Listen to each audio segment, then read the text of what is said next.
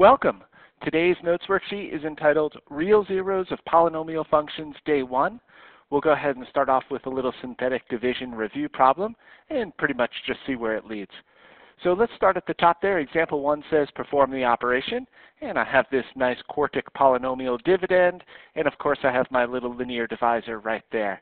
So let's go ahead and set this up. Synthetic division seems like it's the way to go.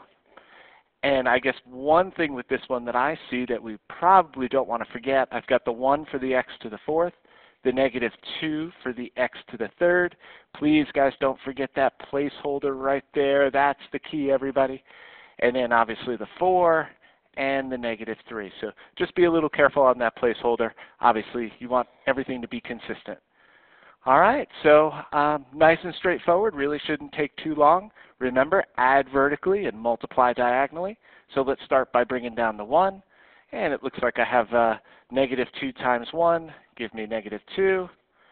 Add going on down. Again, multiply diagonally, bring it right here, add vertically. And just repeat that process, of course. Got that. And right there. Perfect. And I just kind of set my little curtain there just to separate our quotient from our remainder. And so that's looking pretty good. The only thing left to do at this stage with this particular situation is to go ahead and interpret what we got as our quotient and remainder. And so remember, if we start with x to the 4th in our dividend, then our quotient, of course, will start with x to the 3rd. So perform the operation. It looks like I have x to the 3rd minus 4x squared. How about a plus 8x minus 12?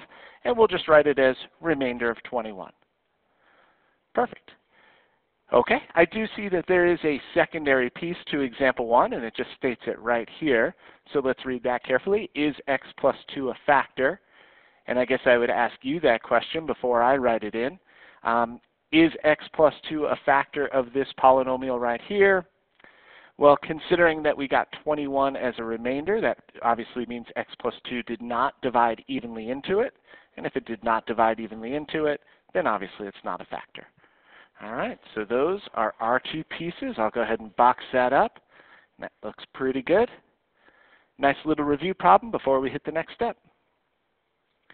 So it looks like we have a little investigation underway here with what is called the remainder theorem. And we're going to split this up 2 different sides. So as you can see on the left side of your paper, I'm going to pretty much do exactly what I did in example 1. I'm going to go ahead and just do a little synthetic division. And really what I'm going to do is just focus on the remainder. Then I'm going to come over here to the right side, and I'm going to treat that same dividend that we saw over there, that polynomial, and treat it as a function.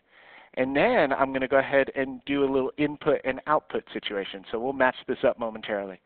So remainder with synthetic division, function values, input producing output over here.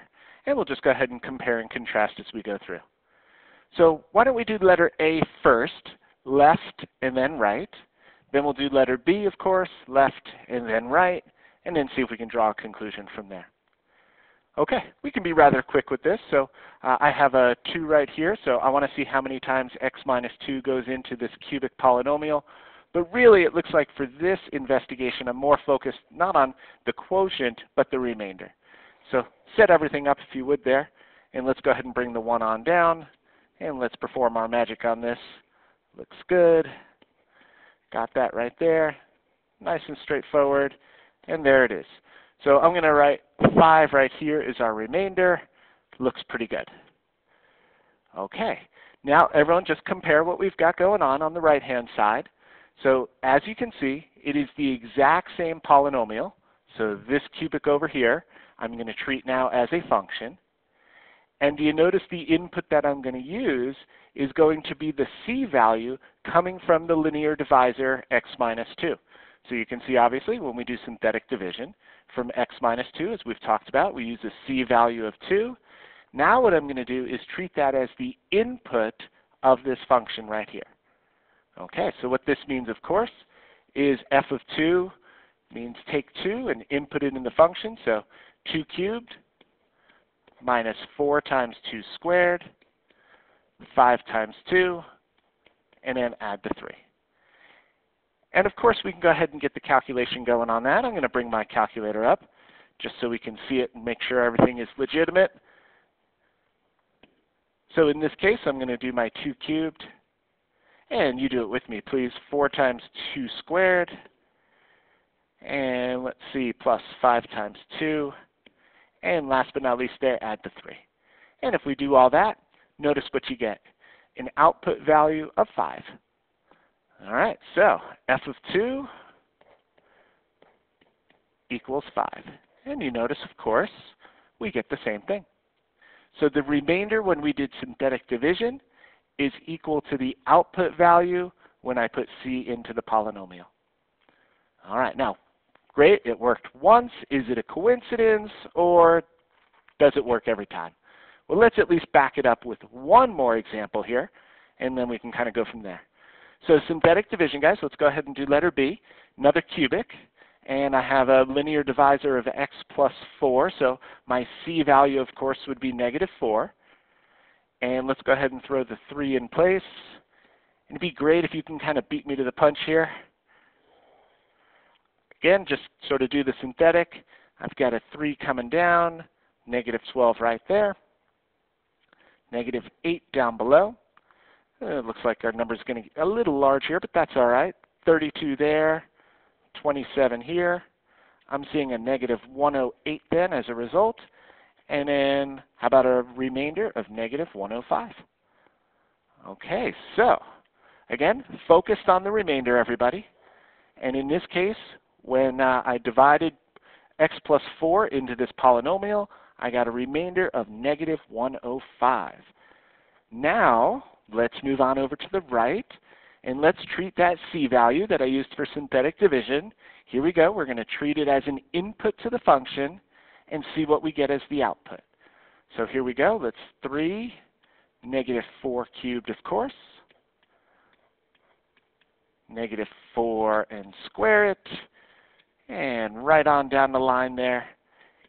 Input to the function is negative 4. When I perform all the calculations on that input, let's see what we get as an answer. All right, so I'm going to bring my calculator up one more time. Be great if you could do it as well. So I've got this. Just want to make sure I type it in correctly for you. Got that. Okay, almost done there, and I'll add the 3. And notice what we end up getting, of course. Super. All right, so we've got f of negative 4. That c value goes into the function, and notice what it produced. Same exact thing. So in each case, just to quickly summarize, and then obviously we'll put it right here, it looked like the remainder from synthetic division is equivalent to the output value with that c value. Okay, well, let's go ahead and put it in play. So the remainder theorem exactly is the conclusion to be drawn here. So if a polynomial, and that's obviously the family of functions we're working with here, and we all know that every polynomial can be defined as a function, so I'm going to write that right here just as an f of x. So if a polynomial is divided by x minus c, so there's our linear divisor, of course, then the remainder, hence the remainder theorem, of course, then the remainder is equivalent to f of c. So remainder, same as the output value. And that's what we have right there. All right, we'll see this come into play a little bit over the course of the lesson here. I'm going to do a very contrived example momentarily, but I figured we would do at least a quick proof, kind of seeing why it works out. Obviously, showed you a couple examples, and we kind of saw that it does play out that way. But let's sort of think a little more abstractly if we could. So on your paper, it should say quick proof of remainder theorem. And if you don't mind, just kind of box this piece up. When we talked about our division algorithm at the beginning of the year, we kind of focused on this piece. So when we perform division, so our dividend is made up of the divisor times the quotient plus the remainder. So these three things together combine together to create that dividend. And so in this particular case, I'm going to focus on it in terms of the polynomial as a function. So remember, of course, the dividend is that polynomial as a function. So let's just put a little f of x right under there. And our divisor, as we already determined, with our synthetic is going to be x minus c. Our quotient is just going to be something in terms of x. I'm going to do a q. I don't really know how to do a q very well. That's my lame excuse for a q. But the quotient in terms of x, and then plus the remainder. And I'm just going to throw a capital R there. So, just very fast, divisor times the quotient plus the remainder. That's how we get our polynomial function. All right. Now what happens, of course, when I take that c value and put it in? Watch what happens. So now what I'm going to do is literally take the c value that we're focused on, and f of c means basically make c the input here. So replace x with c. So in that case, I've got that times q of c, and then plus the remainder, of course. And I'm curious if you're able to kind of see what progresses from here. Obviously, look at the conclusion that we drew up above, and you'll see maybe it unfolds right here. But look at this piece, everybody, especially this right here. So when I do c minus c, I, of course, get 0. And 0 times whatever this is still 0. And so this quantity just makes 0 plus the r. And so as you can see, hopefully, there's the remainder theorem. So the remainder is equal to the function value at c. Cool. Again, just kind of working through some things we've talked about before, and really didn't take very long to at least show why it works. Okay. So I did mention example 2 is a pretty contrived problem. We're obviously not going to be dealing with 20th degree polynomials very often. But just let's see if we can find a nice, efficient way to pull this off. So it says find the remainder when x to the 20th, etc., is divided by x minus 1. All right, perfect. Now here's what would happen here. I'm not focused on the quotient apparently. I'm just focused on the remainder. And theoretically what I would do is my synthetic division. So x minus 1 going into this 20th degree polynomial. Unfortunately, I would start off like this, 1x to the 20th, and then I'd have to do a ton of placeholders here, 0x to the 19th, 18th, etc., ... all the way on down there. And is that going to be a pleasant experience to go ahead and do? No, not at all. So the question, of course, becomes, is there another way to go ahead and find out what the remainder would be all the way back here without having to do all this synthetic division that you see? And the answer, of course, is yes, based on the remainder theorem. So as an alternative to doing the synthetic division, what we can do, of course, is go ahead and put 1 into the polynomial. And so what we want to do is treat that polynomial as a function, and when 1 goes in, what would come out? And that's obviously a fairly straightforward calculation, being 1. I don't think the numbers will be too heavy for us.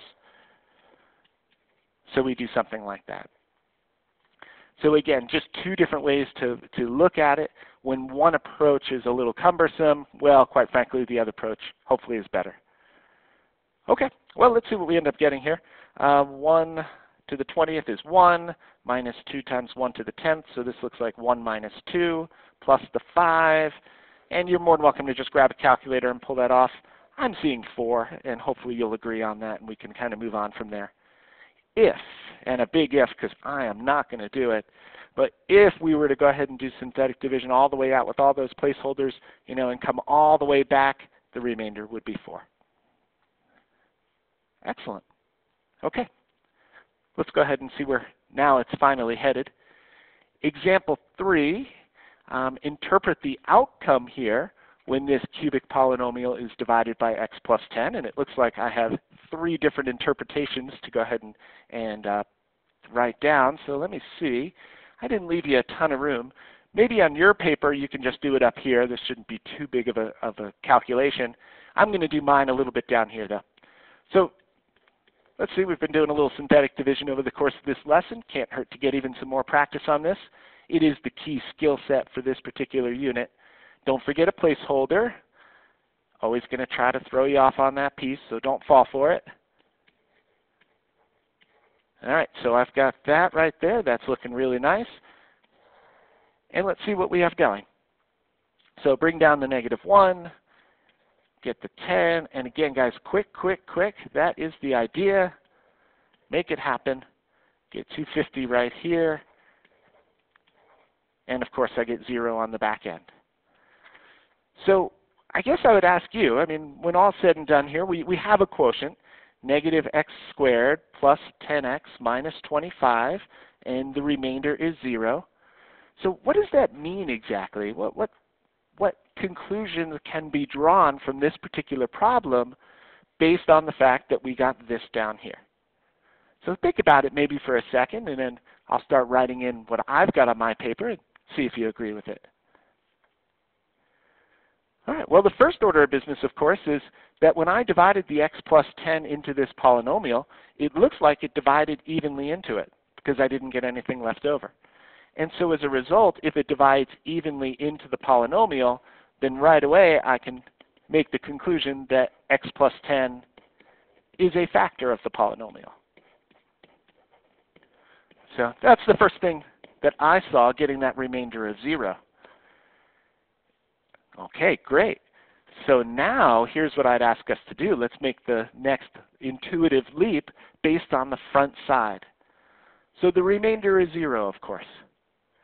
What would that mean in terms of a function and an input value?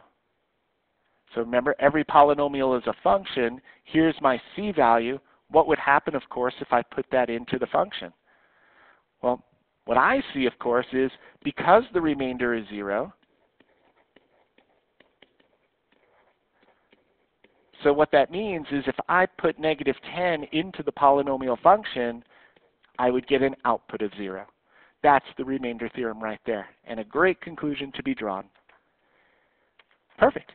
And so what does it mean when -10 produces an output of 0?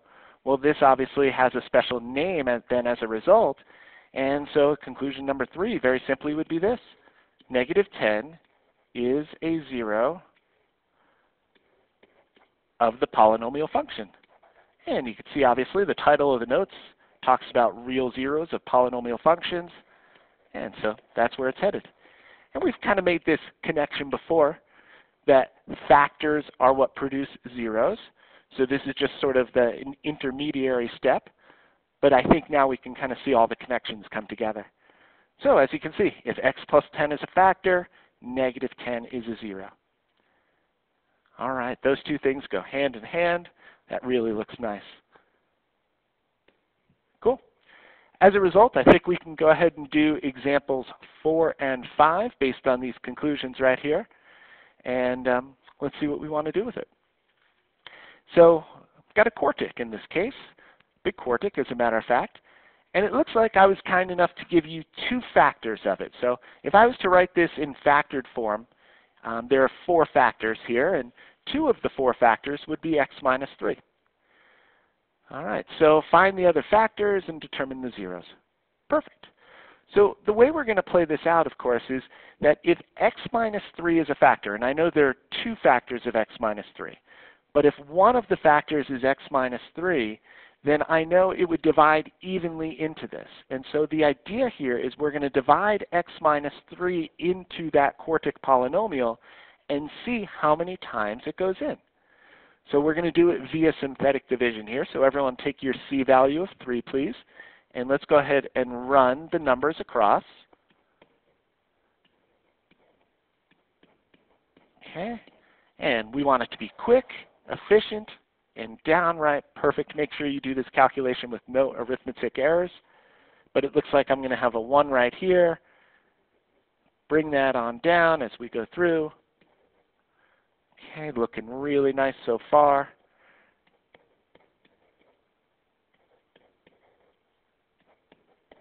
And this result right here should not be a surprise for us at all. I did tell you that x minus 3 was a factor, and so it divides evenly into it, and there we go, remainder of 0. And so let's just think about what that means for us kind of step by step here. So x minus 3 goes into this quartic polynomial this many times, which means, of course, thinking about division algorithms, this cubic times this linear, that's what makes up this quartic right here. We're breaking the quartic polynomial on down. So at this stage, and I'm just going to write this off to the side, that quartic really is x minus 3 times, and of course we've got, this is a cubic, so x cubed minus 3x squared minus 16x and plus the 48. So multiplication and division go hand in hand. X minus 3 goes into this quartic this many times. So this times this makes up that quartic right there. All right, so I hope everyone's in agreement kind of with that step one. Now what we want to do is go a little further. We know that x minus 3 and then another x minus 3 divides into it. So what we're going to do is realize that x minus 3 should divide evenly into this cubic right here. And so what I'm going to do is break it down another level. Perfect. Okay, guys, let's see it.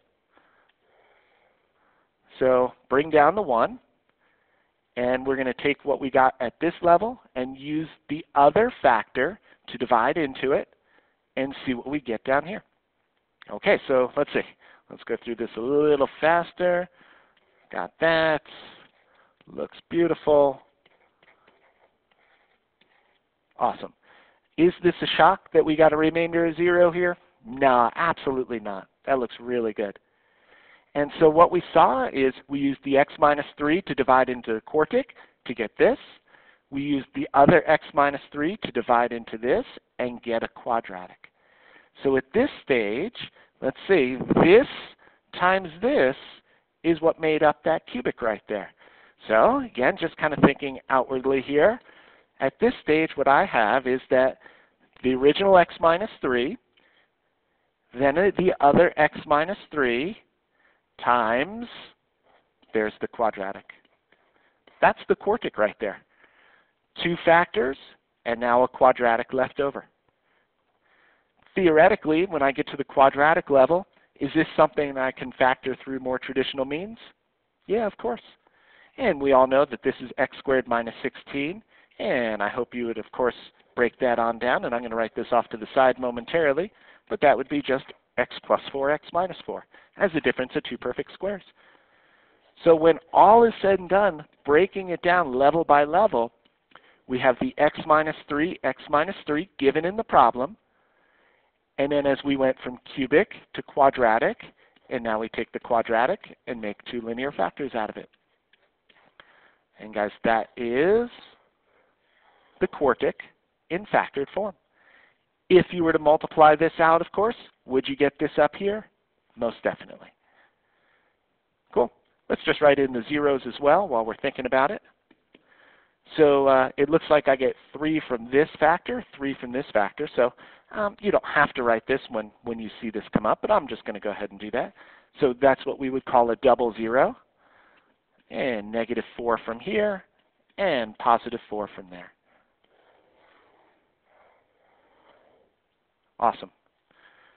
So when I give you factors, or if I give you zeros, we use those with synthetic division to break the polynomial on down level by level.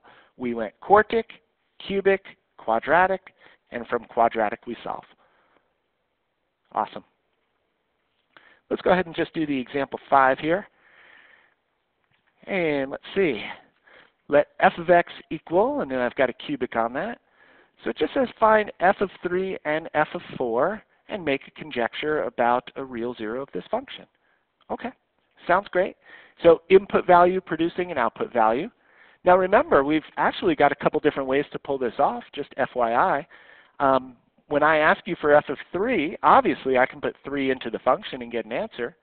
Or if it's maybe quicker for you, and it very well might be, I can use this as a C value and do a little synthetic division. I might just go ahead and quickly do that so you can see it. But that's exactly the conclusion that we drew today. So in this case, if I go ahead and put that together, bring down the 1, and watch how quick this is. It's probably quicker than bringing up my calculator.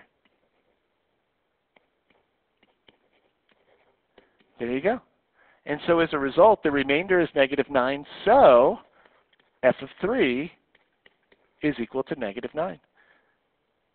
Interesting, huh? Okay. And, again, just trying to cover my bases here. Let's just see, just to make sure. So if I put 3 into the function, I'll be really fast on this. Put that in, 2 times 3, and minus the 6. Hopefully I typed that incorrect, and that looks good. And as you can see, f of 3, of course, is negative 9. So you kind of decide for yourself for a problem like this what you want to do. I sort of feel like synthetic division was easier for me up here than to try to type it in on my calculator. So I'm going to do the same for 4. Why not? You guys can do obviously whatever you'd like, as you got the control there. That's a weird 2, but that'll work. So let's see, I've got that. Quick.